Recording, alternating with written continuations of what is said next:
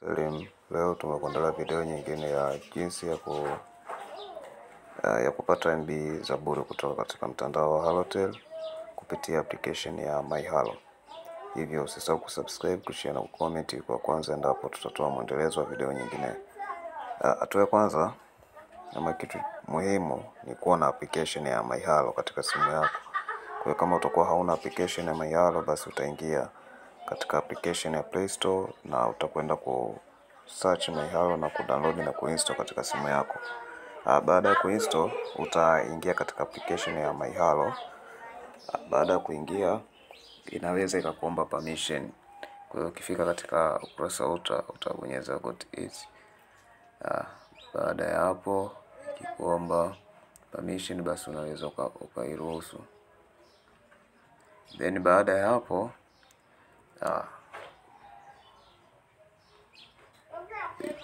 itafunguka clear data.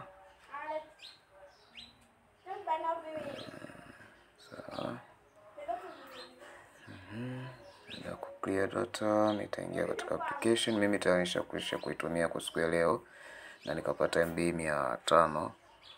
Nikaona sio mbaya ni kushirikisha na uweze kupata MB. Kwa hiyo ukifika, kwa hiyo mara ya kwanza ukibonyeza got it itakuleta katika machaguo kama ili kuweza kuruhusu. Kwa hiyo utabonyeza allow.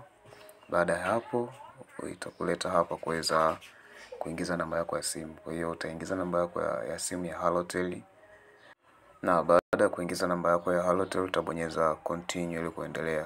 Kwa hiyo nitastopisha video ili niweze kuingiza namba ya simu. Kwa hiyo baada ya kuingiza, basi itakuja machaguo kama ambavyo tunaona ukurasa huu. Sasa hapa tutakutumia kodi katika namba ambayo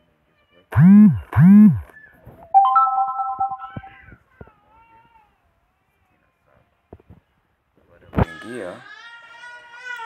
Baada ya kuingiza kama ambavyo tunaona, utakuwa tayari umeshajisajili katika application hii ya MyHalo. Kwa ukibonyeza hapa MyHalotel utakwenda kuona MB ambazo wamekupatia. Kwa hii inategemea, kuna ambaye atapewa MB chache ya hizi ambazo nimepewa mimi, kuna mwingine atapewa nyingi zaidi ya hii. Kwa hiyo yote itategemea na thamani ya line ambayo wewe uko nayo ya Halotel. Kwa hiyo hivyo ndivyo ambavyo unaweza ukafanya kupata MB kwa kila siku. Sasa ili upate kwa siku ambayo inafuata, utakwenda ku hold MyHalo, utabonyeza app info. Baada ya kubonyeza app info utakwenda ku clear data, utaingia katika storage and data usage, uta clear data.